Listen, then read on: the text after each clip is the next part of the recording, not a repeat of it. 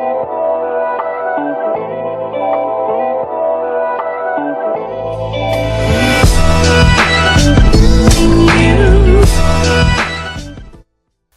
segundo, está também em Mateus. A gente pode pegar aqui, ó, Mateus, lá nas bem-aventuranças. Mateus capítulo 5, versículo 27. Você tem aqui Mateus 5, 27. Aqui vai falar sobre o princípio, né? Cristo nos leva ao princípio. Ao princípio. Na segunda parte, Cristo nos remete ao coração humano.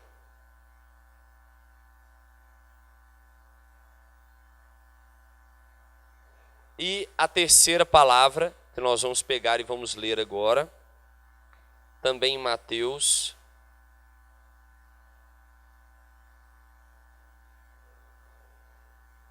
nos remete ao coração humano. E aqui Mateus, no capítulo 22, no versículo 23. Mateus 22, versículo 23. Cristo nos fala da ressurreição.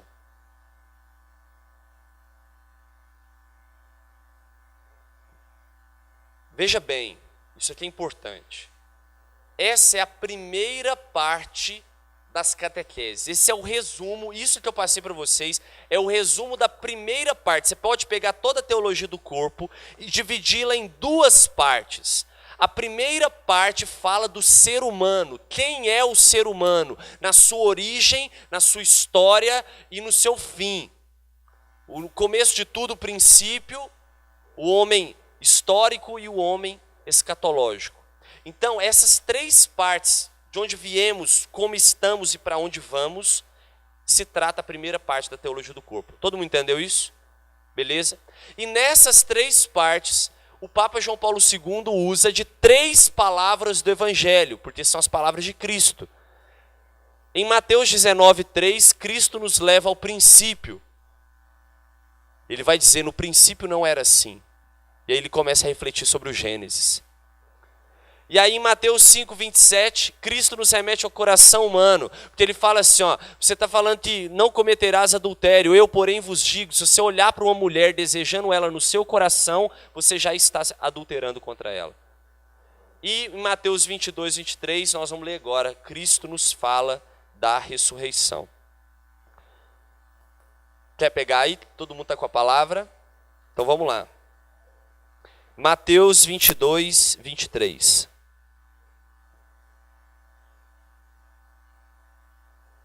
Muito importante isso aqui, vamos lá. Concentração, balança o cérebro aí, dá uma sacudida. Vamos lá? 22:23. Mateus, capítulo 22, versículo 23. Escrevi aqui. Vamos lá. Naquele mesmo dia, os saduceus que negavam a ressurreição interrogaram-no. Mestre, Moisés disse, se o homem morre sem filhos, seu irmão case-se com uma viúva, e dele assim uma posteridade. Ora, havia entre nós 7 irmãos. O primeiro casou-se e morreu. Como não tinha filhos, deixou sua mulher com seu irmão. O mesmo sucedeu ao segundo, depois ao terceiro, até o sétimo. Por sua vez, depois deles todos, morreu também a mulher. Na ressurreição, de qual dos 7 será a mulher, uma vez que todos a tiveram? Respondeu-lhes Jesus, errais, não compreendendo as Escrituras, nem o poder de Deus. Na ressurreição, os homens não terão mulheres, nem as mulheres maridos, mas serão como anjos de Deus no céu. Quando a ressurreição dos mortos, não lestes o que Deus vos disse? Eu sou o Deus de Abraão, o Deus de Isaque e o Deus de Jacó. Ora, ele não é Deus dos mortos, mas Deus dos vivos. E ouvindo essa doutrina, as tubas se enchiam de grande admiração. Palavra da salvação. Sabe o que é o mais interessante? Você foi estudar a teologia do corpo mais a fundo, você vai ver que nessas 3 palavras do Evangelho de Mateus, é Cristo conversando com os fariseus ou com os saduceus, com os chefes da lei. E sempre os saduceus querem pregar uma peça em Jesus, falando que Moisés falou. Mesmo aqui, em Mateus 5, onde Jesus não está discutindo com os fariseus, ele diz, no princípio Moisés falou sobre a questão do adultério. Eu, porém, vos digo, Jesus veio para renovar toda a lei, não para abolir a lei e os profetas, mas para levá-los à perfeição. Ele mesmo vai dizer isso. Então, Jesus, nessa palavra de Mateus, capítulo 22, versículo 23, ele está conversando com os saduceus que não acreditam na ressurreição. Os fariseus acreditavam, os saduceus não. E Jesus vai dizer para eles perguntam para Jesus, mas como é que vai ser isso? Porque Moisés falou que quando você tem 7 irmãos, por exemplo, e aí o mais velho casou com a mulher. Aí se ele morre e ele não tem filhos, ele tem que deixar para o irmão. E aí o outro morreu também, tem que deixar para o irmão. Aí o outro morreu também, tem que deixar para o irmão. De quem que essa mulher vai ser esposa lá no reino dos céus? Jesus disse, vocês não entenderam. No céu, o homem não terá esposa e nem a mulher marido, mas seremos como anjos de Deus. Veja bem, não que seremos assexuados. Você será mulher, com seu corpo de mulher, com sua afetividade feminina no céu. Assim como Jesus está com a sua masculinidade no céu, e Nossa Senhora com a sua feminilidade no céu. Inclusive, diga-se de passagem, somente Jesus e Nossa Senhora estão no céu de corpo e alma. Vocês sabiam disso? Só Jesus e Nossa Senhora estão com seus corpos no céu. Procura, você já ouviu falar que alguém foi no túmulo de Maria? Já ouviu falar que alguém foi? Já ouviu falar que alguém foi no túmulo de Jesus? Até já foi, né? Mas não tem nada lá, não é verdade? O povo até entra, não tem nada. Então, Nossa Senhora e Jesus, Nossa Senhora que foi assunta e Jesus que ascendeu ao céu de corpo e alma, são os únicos. Mas e os santos? Os corpos estão aqui. A alma está no céu, mas os corpos estão aqui. O que os corpos desses estão fazendo aqui, gente? Esperando a segunda vinda de nosso Senhor Jesus Cristo, onde só depois da segunda vinda, nós teremos a união perfeita do nosso corpo glorioso com a nossa alma, que, se Deus quiser, estará junto de Deus. E aí, essa realidade, que a gente chama de juízo final, é a realidade da união perfeita, que o Papa João Paulo II vai falar do nosso corpo e da nossa alma. Deixa eu explicar uma coisa para vocês aqui. Todos nós passaremos por 2 juízos. Tem o juízo particular e o juízo final. O que é o juízo particular? O juízo particular é o seguinte: Deus nos livre, você acabou de morrer agora. Morreu. Todo mundo vai morrer dessa morte, concorda? Todo mundo vai morrer. E aí nessa morte, você tem um encontro com Jesus, onde o livro será aberto. E aí, nesse momento, será feito um juízo particular, para saber se você vai para o inferno, para o purgatório, para o céu. Se for santo demais, vai para o céu. Né? Se você for pecador demais, você vai para o inferno. Se você estiver aí, né, tá, muita gente vai para o purgatório mesmo para se purificar, para poder ir para o céu. Esse é o juízo particular, só que haverá um juízo final, que é justamente a segunda vinda do nosso Senhor Jesus Cristo, o fim dos tempos. E aí, nesse momento, haverá a união perfeita do nosso corpo com a nossa alma, e aí a vida eterna. Como diz o próprio Papa João Paulo II, né, entre aspas, no outro mundo. esse outro mundo, a Jerusalém celeste, é a eternidade que nós vamos viver. Nessa palavra de Jesus, ele fala que não haverá um casamento entre homem e mulher no céu. Por quê? Quem tem a resposta? Quem chuta? Por que você não será casado com a sua esposa no céu? Porque primeiro que no casamento fala que até que a morte o separe. Tanto que quando um morre, você pode ter casa de novo, não é verdade? Isso, tudo bem. A viúva pode casar de novo. Porque até que a morte o separe. Mas por que no céu não haverá casamento? Muito bem. Porque haverá um único casamento no céu, que é o casamento de Cristo com a sua igreja. Todo mundo está com a Bíblia aí? Todo mundo está com a Bíblia? Pega a sua Bíblia aí. Essa biblioteca que está na sua mão, porque não é um livro. Bíblia vem do grego que significa, vem do biblos, que significa livros, no plural. São 73 livros, 46 do Antigo e 27 do Novo Testamento na nossa Bíblia católica. Na Bíblia evangélica tem 7 livros a menos. Na nossa Bíblia, no cânon amplo, nossa Bíblia completa, nós começamos o primeiro livro com o livro do Gênesis, que é a origem. E o último livro, o livro do Apocalipse, que é a revelação. O livro do Gênesis e o livro do Apocalipse, eles pretendem nos revelar de forma como que o próprio Jesus em parábolas, sem a gente entender literalmente, mas de forma alegórica, eles querem nos explicar 2 grandes mistérios da existência humana. Quais são? De onde viemos e para onde vamos. Inclusive a teologia do corpo também faz esse esforço. De onde viemos, como estamos e para onde vamos. Primeira parte, vocês entenderam. O primeiro livro da Bíblia, o Gênesis, conta a história de um casamento. De quem? No comecinho, capítulo 2. Casamento de quem? De Adão e Eva. Adão e Eva, eles se casam, né, Silvio? Eles se casam, Adão e Eva, a gente aprendeu sobre isso, principalmente no primeiro módulo. E aí, então, a partir de Adão e Eva, dessa união, surge a humanidade, conforme diz ali. Só que existe um último casamento, que é o casamento de Cristo com a sua igreja, as núpcias do Cordeiro, que vai falar no livro do Apocalipse. Esse primeiro casamento de Adão e Eva é uma seta que aponta para o casamento eterno, nosso com Deus. E existe um meio termo, que é Jesus Cristo, que inclusive realizou o primeiro milagre da sua vida, pelo menos publicamente, numa festa de casamento. Então eu queria que você pegasse essa biblioteca, essa Bíblia sua, e abrisse no livro de Oséias. Vamos lá.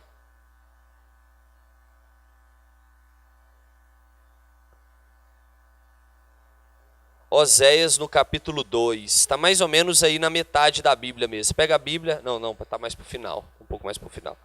Oséias, no capítulo 2, no versículo 21 e 22. Olha que linda essa palavra. Oséias, no capítulo 2, no versículo 21 e 22. Você já deve ter percebido que a teologia do corpo do Papa João Paulo II ela é toda bíblica. Então a gente precisa aprender a manusear a Bíblia para poder estudar a teologia do corpo. Em Oséias capítulo 2, versículo 21 e 22, diz assim, depois quem quiser anotar, é só anotar, pega depois. Desposar-te-ei para sempre. Desposar-te-ei conforme a justiça e o direito, com benevolência e ternura. Desposar-te-ei com fidelidade e conhecerás o Senhor. Vamos continuar lendo, olha. Naquele dia, diz o Senhor, eu atenderei aos céus e eles atenderão à terra. A terra atenderá ao trigo e o mosto e ao óleo, e esses atenderão a Jezarel. Farei dele para mim uma terra bem semeada, usarei de misericórdia com Ruhamã, e direi a Lo-Ami, tu és meu povo, e ele me dirá, vós sois o meu Deus. desposar-te-ei para sempre. O que Deus está dizendo aqui na boca do profeta? O que Deus mais quer de você é que você se case com Ele. Deus quer casar com você. Deus quer viver um casamento com você. As núpcias do Cordeiro é exatamente quando a gente, por exemplo, fala mas haverá uma festa de casamento. Jesus usou várias vezes essa parábola, inclusive na Bíblia. Se nós fôssemos pegar todas as comparações, as metáforas que são usadas para comparar a relação de Deus com o seu povo, nós temos lá o pai e o filho, nós temos lá o pastor e o rebanho. Não são comparações de Deus com o seu povo? A que mais aparece é a do esposo com a esposa. A que mais aparece é a do noivo com a noiva. Porque essa é a comparação mais próxima daquilo que Deus espera de cada um de nós. Uma relação esponsal. Nós vamos aprender sobre isso amanhã. O que é o amor esponsal e como fazer para chegar até lá. Que existe um processo, tem que crescer no amor. Por isso, queria que fosse passando os slides, só para ver se vão pegar alguma coisa, porque eu quero passar um vídeo para vocês. Olha lá, a palavra, né? O céu é uma experiência corpórea, já anotei ali, pode passar. Pode passar também. Quero ler essa parte do catecismo, para a gente poder ir amarrando as coisas para ir terminando, e vou terminar com o vídeo, tá bom? Desde o princípio, a fé cristã na ressurreição deparou com incompreensões e oposições. Não há ponto em que a fé cristã encontre mais contradição do que o da ressurreição da carne. É bastante comum a aceitação de que depois da morte, a vida da pessoa humana continua de modo espiritual. Mas como acreditar que esse corpo tão manifestamente corporal, mortal, possa ressuscitar para a vida eterna? Gente, você nunca pensou nisso? Pensa só. Como é que pode? Eu vou lá no caixão do meu tataravô, só tem esqueleto. Eu conheço um monte de gente que morreu queimado, virou cinza, ou gente que depois de morto pediu para ser cremado. Como que esse monte de pó vai se tornar o corpo que eu tenho hoje? Claro que isso é um mistério gigante, mas fato é que Deus não muda de ideia. Se Deus te quis assim, Ele te quer assim para sempre também. Ele te quis assim agora e te quer assim para sempre. Só que o Padre Paulo, ele diz até uma coisa interessante. Ele fala assim, só que será o seu corpo de forma perfeita. Se você tem aquele defeitinho que você não gosta, não vai ter ele. O seu corpo glorioso vai ser lindão. Se você é careca, você vai ter cabelo. Tem pessoa que nem vai ser muito reconhecido. Entendeu? Tu vai falar assim, meu Deus, é você mesmo? Né? Então será a melhor versão de você mesmo. Imagine só, gente, que beleza. Será uma maravilha. Esse é o corpo glorioso. Por isso tem muita gente que tinha que pegar fogo, virar cinza e nascer de novo, entendeu? Para o corpo ficar desse naipe. Mas será um grande milagre de Deus. Esse corpo, porque Deus não muda de ideia, por mais que os espíritas pensem isso, Deus não. Será esse corpo de forma gloriosa. Pode passar também. Olha lá, volta, isso. Olha lá o que fala na teologia do corpo. Significa uma nova submissão do corpo ao espírito. Consistirá na perfeita participação de tudo que é corporal no homem, em tudo que é espiritual nele. É a melhor versão de nós mesmos. Pode passar. Pode passar também. Isso tudo eu já falei. Pode passar. Então, Cristo nos aponta para o casamento final. Está lá, ó, anota essa passagem. Não vai dar para a gente ler, mas pode anotar. Lucas 20, 34 e 35. Para você ler depois. Olha lá, está vendo o cordeiro? Isso é as núpcias do cordeiro. Aqui remete àquilo que está dizendo no Apocalipse, né? Inclusive essa imagem é tão bonita que tem um parêntese aqui. Tem um livro chamado O Banquete do Cordeiro que eu recomendo. Escrito por um cara chamado Scott Hahn, que era um pastor evangélico protestante, que se converteu ao catolicismo e escreveu um livro, porque ele era doutor em Bíblia. E ele escreveu um livro falando da conversão dele, que ele se converteu indo à missa. Ele foi estudar a missa e se converteu na missa. ele escutou lá no meio da missa falando assim: Cordeiro de Deus, se tirais o pecado do mundo. Cordeiro de Deus, se tirais o pecado. A hora que ele ouviu isso, é massa demais o testemunho dele. Quando ele ouviu isso, ele falou: mas isso é o Apocalipse. E ele começou a ver que os momentos da missa era o Apocalipse escrito. E ele ficou impressionado com aquilo. E a partir dali, então, começou um processo de conversão. Pode passar. Vou ler isso aqui, ó. Não, peraí, será que eu leio? Não, isso aqui eu já li, tá aí na folha. Vai lá, pode passar. Pode passar também. Aqui, eu queria falar sobre isso. Anota aí, Apocalipse 7, 14, 15. Isso que é muito importante. Tem uns professores nossos, e até nós mesmos, que adora meter o pau na igreja. Adora falar mal da igreja, não é verdade? Na faculdade, então, você nem imagina. Depende ainda do curso de história, psicologia, tem uns que eles gostam mais, né? Sociologia, direito, principalmente na área de humanas. Mas aí, o que acontece? O grande problema é a visão de igreja que esse povo tem. Por quê? O que é a comunhão dos santos, que está lá em Apocalipse 7, 14, 15? É a igreja triunfante. Existem 3 realidades de igreja. Preste atenção nisso. Tem a igreja nesse mundo, que a gente chama de igreja militante, que somos nós somos igreja. Nós somos a igreja que está ainda, né, peregrinando nesse mundo. Tem a igreja padecente, que está no purgatório. E tem a igreja triunfante, que está no céu. Então, meus irmãos, a igreja é muito mais uma realidade invisível do que visível.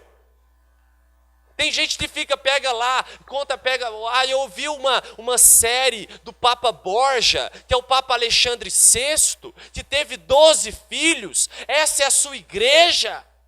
Que coisa horrorosa, a sua igreja imoral, a sua igreja depois de Constantino caiu no declínio, a sua igreja que não sei o quê, enche para falar da igreja. Mas, meu irmão, muito do que você falou é verdade. Houve um papa que teve 12 filhos. Houveram situações terríveis na igreja. Mas a igreja católica apostólica romana não é a igreja desses pecadores medíocres. A igreja católica do nosso Senhor Jesus Cristo é a igreja dos santos.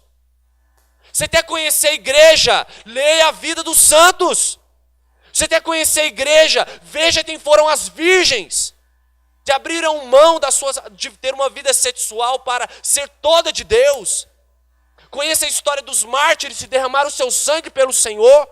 Conheça a história dos doutores, que são os mais sábios que já pisaram nessa terra. Conheça a história dos santos.